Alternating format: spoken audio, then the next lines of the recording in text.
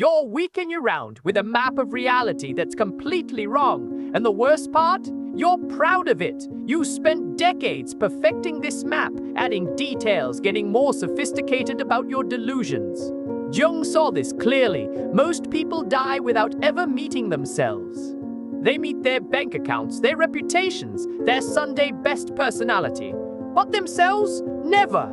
Look, right now, this very second, there's something essential about your life that you're refusing to see. Not because you can't see it, because seeing it would cost you everything you've built. Your whole careful arrangement would collapse.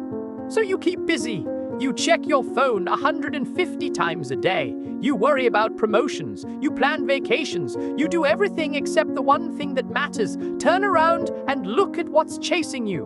What did you dream last night? Oh, I don't remember my dreams. Of course you don't. You've trained yourself not to remember because your dreams keep trying to tell you who you really are. And that person, that real person, hiding under all your achievements and failures, is far more magnificent and far more terrible than the puppet show you're running. Jung spent his life watching people learn too late. After the heart attack, after the divorce, after the children stop calling. Suddenly, lying in a hospital bed, they get interested in dreams. Suddenly, they want to know about the shadow, about the parts of themselves they've been running from since age 5. But here's the kicker, and Jung knew this was the kicker. You can't wait for the crisis. The crisis doesn't bring wisdom. The crisis just strips away your ability to keep lying, and by then you've wasted 40, 50, 60 years being a stranger to yourself. Being an actor in your own life. The first thing, you are not who you think you are. Every morning you wake up and put on a costume. Not just clothes, a whole personality. The responsible parent, the successful professional, the spiritual seeker, the rebel. Whatever story you're selling, you're the first customer. And you've been buying it so long, you've forgotten it's just a story. Jung called this the persona, the mask. But it's worse than a mask, because at least with a mask, you know you're wearing it. This goes bone deep. You introduce yourself at parties with your mask's name. You make life decisions based on what the mask would do. You sacrifice real joy for the mask's reputation. Here's what happens. A child learns early that certain parts of themselves are unacceptable. Maybe anger isn't allowed in your house. Maybe sadness is weakness. Maybe joy is too loud. So you cut those parts off, stuff them in the basement of your psyche. But here's what nobody told you. Those parts don't die down there. They grow. They get hungry. They get weird. As Jung said, everything that irritates us about others can lead us to an understanding of ourselves. You know that person at work who drives you absolutely insane? The one whose very existence seems designed to annoy you? Congratulations! You found a piece of your shadow. The things that trigger us most violently in others are precisely the things we've refused to acknowledge in ourselves. Think about it. Really think about it. What behaviors in others make your blood boil? Arrogance? Neediness? Selfishness? Now ask yourself the question you don't want to ask. Where does that same quality live in you? Oh, but I'm not like that at all. Exactly. You're not like that because you murdered that part of yourself so long ago. You've forgotten the crime. But the body remembers. The unconscious remembers. That's why you get that visceral reaction. That's why your body tenses up. That's why you can't just shrug it off. You're not reacting to them. You're reacting to the ghost of who you could have been. A woman prides herself on being independent, self-sufficient, never needs anyone. She looks at needy people with disgust. Weak, she thinks. Pathetic. Then she gets sick, really sick, and she has to ask for help. And it almost kills her. Not the illness, but the asking. Because she realizes she's been running from her own need her entire life. She's been so terrified of being vulnerable that she built a fortress and called it strength. That's the persona's trick. It doesn't just hide who you are, it convinces you that who you are is wrong. dangerous, unlovable. So you create this other thing, this acceptable thing, and you perform it so well that you win awards. Employee of the month, mother of the year, most likely to succeed. Meanwhile, the real you is dying of neglect in the basement. The second thing, your suffering has been trying to teach you something. You keep having the same fight with different people. You keep dating the same person with a different face. You keep getting fired from the same job at different companies. And every time you point at the circumstances, bad luck, you say. Wrong person, you insist. Toxic workplace, you conclude. Jung watched this pattern in thousands of patients and came to a stunning conclusion. Until you make the unconscious conscious, it will direct your life and you will call it fate. Read that again. Your unconscious isn't just some storage unit for memories. It's running the show. It's writing the script of your life. And you're such a good actor. You think you're improvising.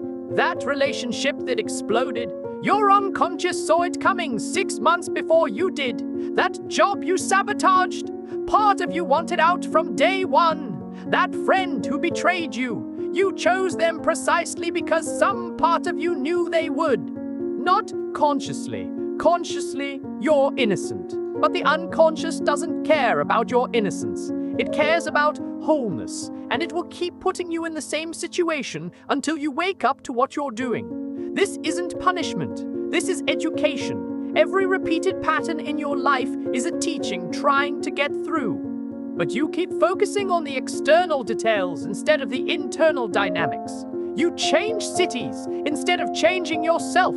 You find new people to play the same old games. A man spends 20 years angry at his father for being emotionally unavailable. He swears he'll be different with his own children. Fast forward, his kids are in therapy talking about their emotionally unavailable father. Different costume, same show. Because he never dealt with the original wound. He just promised to act differently. And acting, no matter how convincing, is still acting. Here's what really happens. The wounds you don't heal become the wounds you inflict. The pain you don't process becomes the pain you pass on. The patterns you don't break become your children's inheritance. And round it goes, generation after generation, everyone pointing fingers at everyone else, nobody looking within. Jung saw families like archaeological sites, layers upon layers of unprocessed material.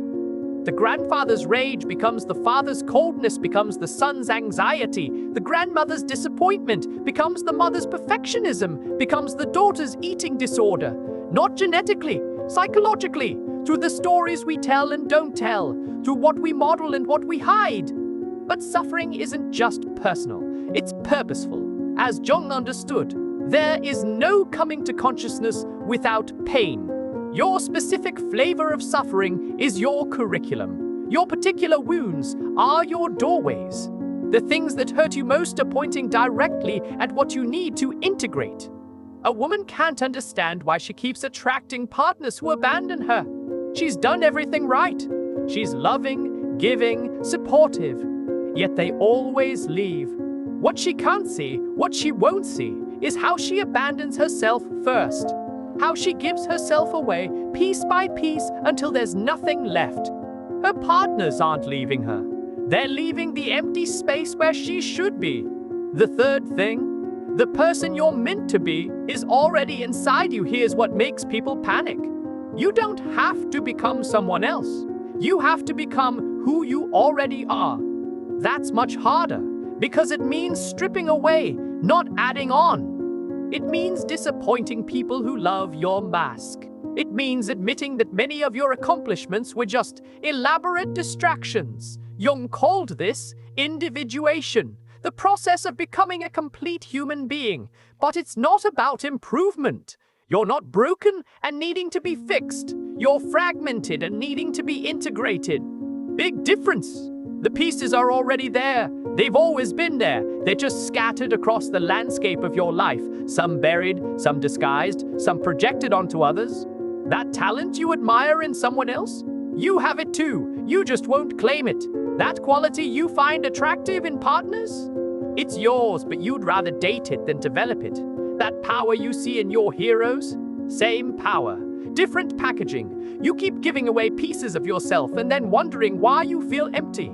As Jung observed, the privilege of a lifetime is to become who you truly are. Privilege, notice, not task, not burden, not achievement. Privilege.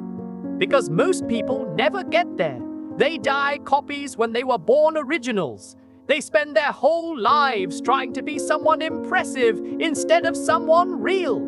You know those moments when you feel most alive, when time stops and you're just purely yourself?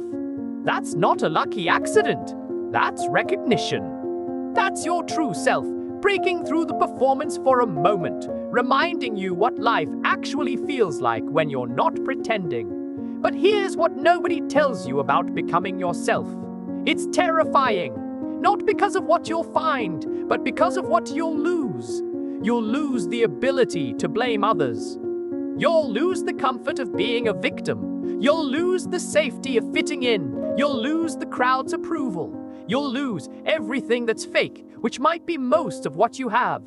A successful lawyer realizes at 50 that he never wanted to be a lawyer. He wanted to be a teacher. But his father was a lawyer, and his father's father, and the family story didn't include teachers. So he buried that want so deep he forgot it existed. Now he's got the corner office, the six-figure salary, the respect of his peers, and he's hollow. The life he built is impressive. It's just not his. This is individuation's cruelest joke. You can succeed brilliantly at being someone you're not. You can win every prize in a game you don't want to play. You can reach the top of a ladder, leaning against the wrong wall, and society will applaud you for it. They'll put your picture in the newsletter. They'll use you as an example for others. Meanwhile, your soul is starving. The fourth thing, what you run from, runs your life. Every family has the relative nobody talks about. The uncle who drank himself to death. The aunt who went crazy. The grandfather who abandoned his children. And the family agreement is, we don't talk about that. We're not like that. We're the good ones, the stable ones, the ones who have it together. Jung saw through this immediately. What you refuse to acknowledge doesn't vanish. It goes underground and gains power. Everyone carries a shadow, Jung said, and the less it is embodied in the individual's conscious life, the blacker and denser it is. That family member you don't talk about, they're living in your basement, psychologically speaking, and they're not quiet down there. A woman spends her life being hyper-responsible because her mother was chaotic. She never takes risks, never colors outside the lines, never allows herself one moment of wildness. She's the one everyone depends on.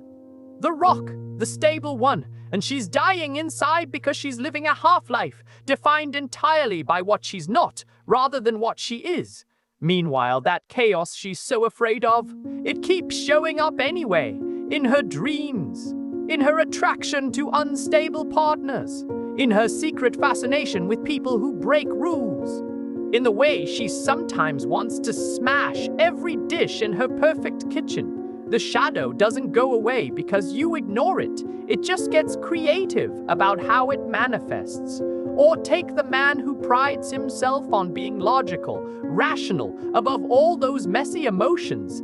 He's built his whole identity on being the guy who doesn't get rattled. Mr. Cool, Mr. Reasonable. Then one day, road rage, or falling insanely in love with someone completely inappropriate, or a nervous breakdown that seems to come from nowhere. The emotions he wouldn't acknowledge found their own way out. This is the shadow's intelligence. It always finds expression. Always. You can lock it up, but it'll seep through the cracks. You can deny it, but it'll show up in your slips of tongue. You can project it onto others, but it'll boomerang back. The only choice you have is whether you meet it consciously or let it ambush you. Jung learned this the hard way. During his confrontation with the unconscious, he met figures that terrified him. Dark figures, violent figures, sexual figures. Everything his Swiss Protestant upbringing taught him to reject. But instead of running, he engaged.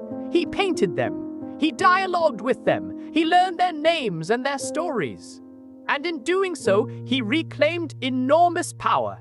Because here's the secret. Your shadow isn't your enemy. It's your completeness in hiding. All that energy you use to keep it down, that's your life force tied up in knots. All that power you're afraid of, that's your authentic strength. All that passion you've labeled dangerous, that's your aliveness trying to break free. A minister's daughter grows up being good, so good, never causing trouble, never speaking up, never taking up space. She marries a nice man, has nice children, lives a nice life. Then at 45, she has an affair. Not a nice affair, a volcanic, destructive, everything burning down affair. Her family is shocked. How could she? But Jung wouldn't be shocked. He'd see a shadow that got too hungry to be contained any longer. The fifth thing. Your projections are your teachers. Here's the game everyone's playing without knowing it. We take the parts of ourselves we can't accept and we hang them on other people like coats on hooks. Then we have strong reactions to those people. Attraction, repulsion, fascination, disgust, without realizing we're reacting to pieces of ourselves. That person you're obsessed with, they're carrying something that belongs to you. That person you can't stand, same thing. The stronger the emotional charge, the bigger the projection. Jung put it simply, everything that irritates us about others can lead us to an understanding of ourselves. A man falls madly in love with a woman who seems to embody everything he's not: spontaneous, creative, emotionally free. He thinks he's found his other half. What he's actually found is his own rejected qualities walking around in another person's body. 2 years later, when the projection wears off and he sees her as a real person, he's confused. Where did that magical creature go? Nowhere. She was never there. He was seeing himself in her and calling it love. Or the woman who keeps attracting narcissistic partners. She rails against their selfishness, their self-absorption, their lack of empathy. Meanwhile, she's never once asked herself what she wants from life. She's so focused on others, she doesn't even know her own preferences. Her partners are showing her shadow, the healthy selfishness she needs to develop, but she'd rather hate it in them than own it in herself. This is the cosmic joke. The universe keeps sending you the same person in different bodies until you get the message. That difficult boss, that's your disowned authority. That needy friend, that's your unacknowledged vulnerability. That sibling who triggers you, that's your unlived life staring back at you. Jung called this process withdrawing projections, and it's like reclaiming pieces of your soul you've scattered across the landscape. Every time you catch yourself having a strong reaction to someone, you can ask, what quality in them am I not owning in myself? What are they showing me about my own wholeness? A businessman despises his lazy brother-in-law. Can't stand him. The guy just floats through life. No ambition, no drive, no goals. It makes the businessman furious. Why? Because he's been driving himself into the ground since age 20. Never rests, never relaxes, never allows himself to just be. His brother-in-law is living the life his soul craves, but his ego won't permit. This doesn't mean you have to like everyone or agree with them. It means your reactions are information. Your triggers are teachers. Your emotional charges are X marks the spot for buried treasure. But most people would rather stay angry than get curious. They'd rather be right about others than real about themselves. The sixth thing, the meaning of your life, is not what you think you've been sold. A lie about meaning. That it comes from achievements, from making your mark, from being remembered. Jung saw deeper. He saw that meaning comes from alignment, from your conscious life lining up with your deeper purpose. And that purpose? It's almost never what you think it is. As Jung said, your vision will become clear only when you can look into your own heart. Who looks outside dreams. Who looks inside awakes. Most people are dreaming their lives away, chasing external markers of meaning while their actual purpose remains buried and unexpressed. A successful businessman comes to therapy at 60, everything achieved, completely empty. He built an empire but never asked why. He followed the program: college, career, marriage, children, success, and now he's standing in the ruins of a life that was never actually his. His real calling? Maybe it was teaching. Maybe it was carpentry. Maybe it was being a father, in a way his own father never was. But he never stopped to listen. The meaning of your life is encoded in your symptoms. Depression isn't just chemicals, it's your psyche saying no to the life you're living. Anxiety isn't just nerves, it's unused life force looking for expression. That chronic illness that doctors can't quite diagnose, your body is trying to tell you something your mind won't hear. Jung understood. In each of us there is another whom we do not know. This other is not some mystical entity. It's you, the real you, the one who knows why you're here. But you have to stop the noise to hear it. You have to risk the silence. You have to be willing to discover that everything you've been doing might be beside the point. A woman spends 30 years climbing the corporate ladder. She's good at it. Great, actually. She makes it to the C-suite, breaks glass ceilings, mentors other women. Everyone calls her a trailblazer. But she can't shake this feeling that she's living someone else's life. In quiet moments, she remembers loving to paint as a child. How colors made her feel alive. How she could lose hours in creation. But there's no money in art, no security, no status. So she buried it. Now, at the peak of her success, the emptiness is unbearable. She has everything she was supposed to want and none of what she actually needs. Her soul speaks to her in migraines, in insomnia, in a strange grief that washes over her at board meetings. The meaning she's been chasing was never in the corner office. It was in the colors she abandoned. This is what Jung saw over and over. People living meaningful lives by society's standards who were dying inside. Because meaning can't be imported from outside. It can't be achieved or earned or won. It has to be uncovered from within. It has to be lived from the inside out. The seventh thing, death is your truest teacher. Here's what nobody wants to hear. You're running out of time. Not in some abstract philosophical way. In a real tick-tock, the clock is running way. And every day you spend wearing your mask, playing your role, avoiding your truth, that's a day you don't get back. Jung knew this intimately. After his near-death experience, he wrote about how most people live as if they'll live forever, making elaborate plans to start living someday. Someday when the kids are grown. Someday when they have more money. Someday when they retire. Someday when they figure themselves out. The approaching end of life, Jung observed, is a period of tremendous importance. But why wait for the approaching end? Why not let death be your advisor now, while you still have time to act on its counsel? A woman discovers she has cancer. Suddenly, all the things she was going to do later become urgent. The conversation with her mother she's been avoiding for 20 years. The book she always meant to write. The trip to see the Northern Lights. The apology she owes. The love she never expressed. Why did it take cancer to make these things important? They were always important. She just couldn't see it through the fog of false immortality. This isn't morbid. This is the most life-affirming truth there is. Your death is the frame that gives your life meaning. Without it, you'd procrastinate forever. With it, every moment becomes precious, unrepeatable, urgent with possibility. Death strips away everything non-essential. It doesn't care about your excuses. It doesn't care about your 5-year plan. It doesn't care about what other people think. It asks one question. Did you live? Not did you succeed? Not did you impress? Not did you fit in? Did you live? Did you bring forth what was inside you? Did you have the courage to be yourself? As Jung knew, the most important question anyone can ask is, what myth am I living?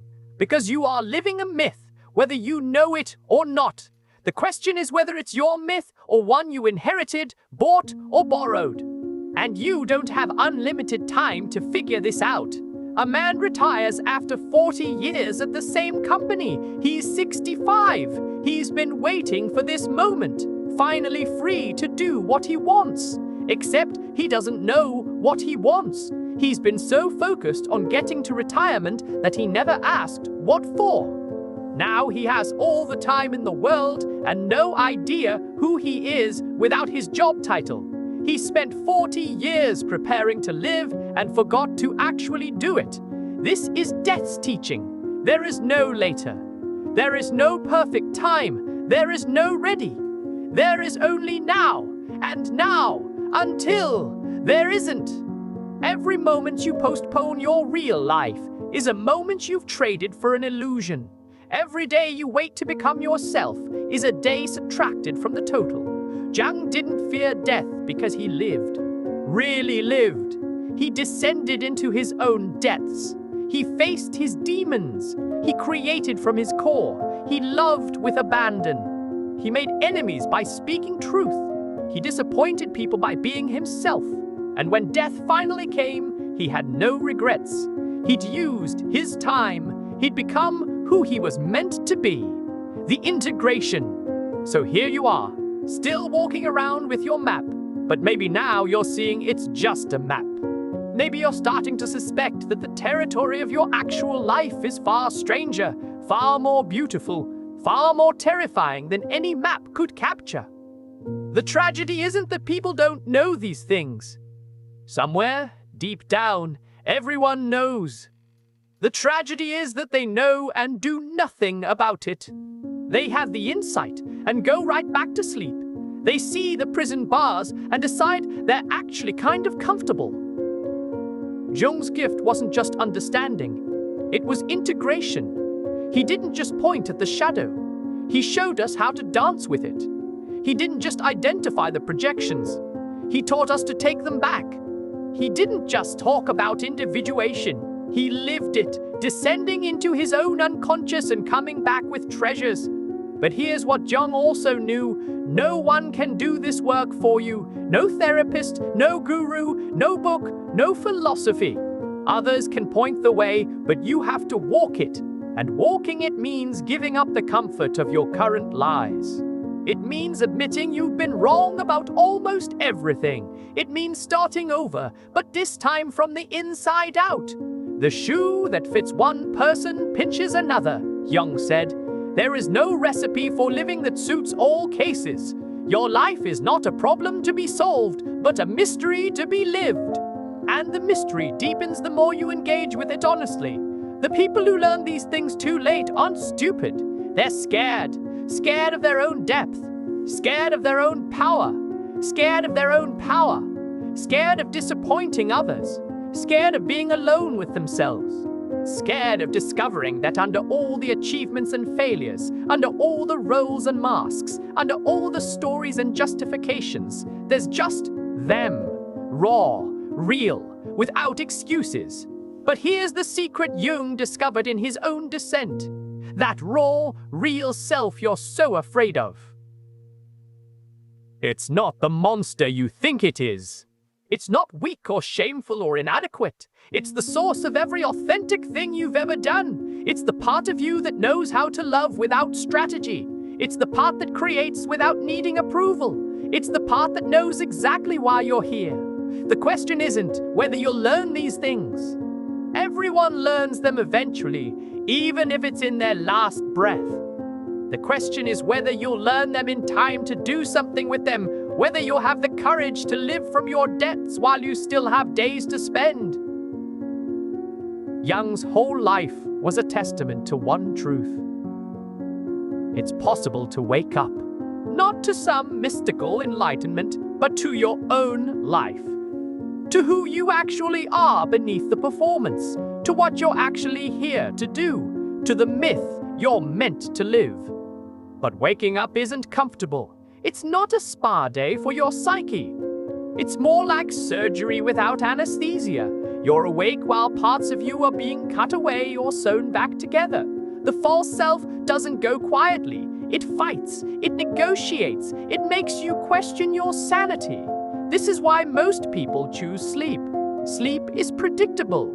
Sleep is socially acceptable. Sleep gets you through the day without too much disruption. You can sleepwalk through an entire life, and no one will stop you. In fact, they'll probably give you awards for it. But something in you knows better. Something in you brought you to these words, to this moment, to this confrontation with what you've been avoiding. That something is yourself, capital S, the one Jung spent his life serving. It's been waiting patiently while you played your games. It's been sending you messages through your dreams, your symptoms, your longings, your failures.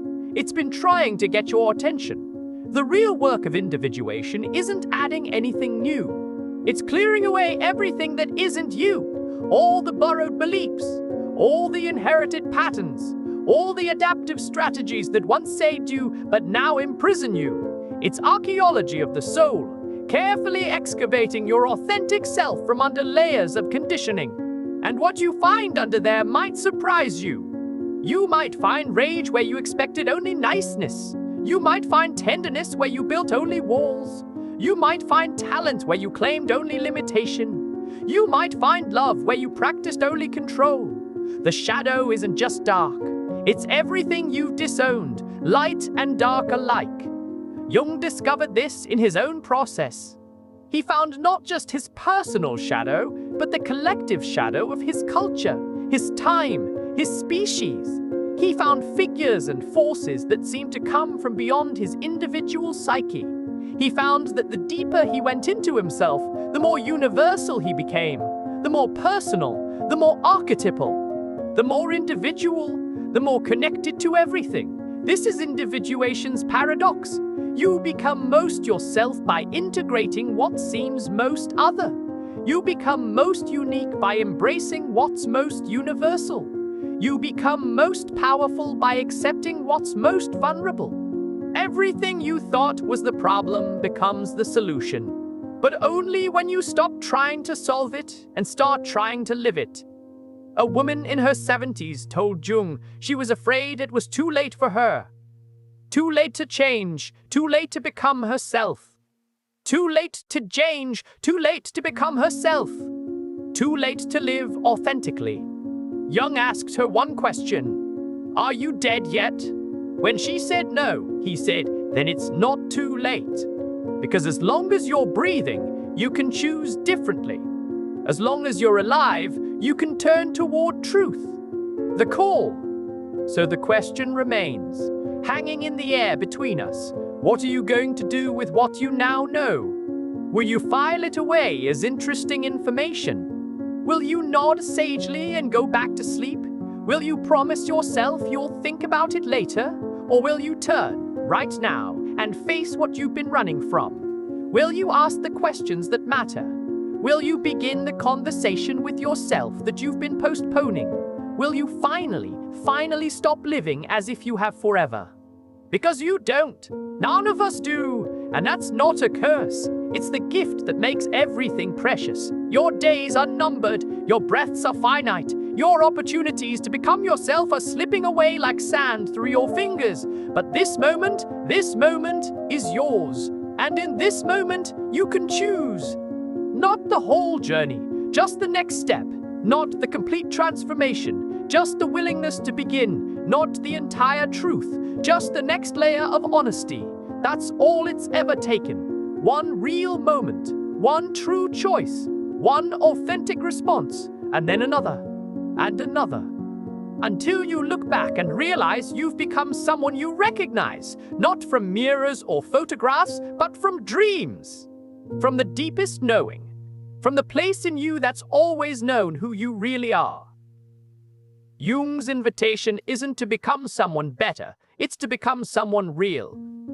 To stop performing your life and start living it. To stop managing your image and start expressing your essence. To stop postponing your truth until conditions are perfect and start speaking it into the imperfect now. Because the perfect conditions never come, the right time never arrives, the fear never fully goes away. You start where you are, with what you have, as the flawed and fragmented being you think you are. And in starting, you discover that your flaws are features, not bugs. Your fragments are pieces of a mosaic, not broken shards. Your wounds are doorways, not dead ends. That's Jung's final gift, the knowledge that everything you think is wrong with you is actually right. Every shadow contains a gift. Every projection points toward wholeness. Every symptom is a voice trying to be heard. Every crisis is an opportunity to wake up. There are no mistakes in the psyche, only movements toward completeness. So stop waiting for permission. Stop waiting for readiness. Stop waiting for someone to save you or fix you or complete you. You already have everything you need. You already are everything you need. The question is whether you'll claim it. The 7 things people learn too late are really 7 invitations to learn now. 7 doorways to walk through. 7 conversations to begin. 7 lies to stop telling. 7 truths to start living. Not tomorrow. Not when you're ready. Not when you have more time. Now. Because now is when your life is happening. Now is when your life is happening. Now is when your choices matter.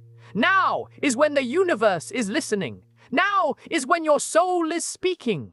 And if you're quiet enough, brave enough, honest enough, you'll hear exactly what it's saying. You'll hear your own voice, perhaps for the first time, telling you exactly who you are and why you're here. That's not a small thing. That's everything. And it's waiting for you, right now, this very moment. The only question is, will you listen?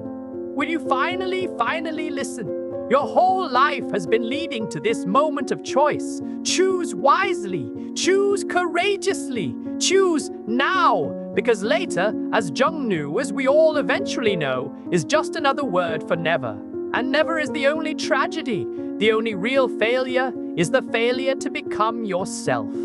Everything else is just life happening. But becoming yourself, that's living. Really living. And it's still possible. It's always possible. Until it's not. So what are you waiting for? What could possibly be more important than this? What could possibly be more urgent than becoming real? Jung is gone, but his question remains. Who are you, really? Who are you when nobody's watching? Who are you when the masks come off? Who are you in the silence? That's the only question that matters. And only you can answer it. So answer it. With your life. Starting now.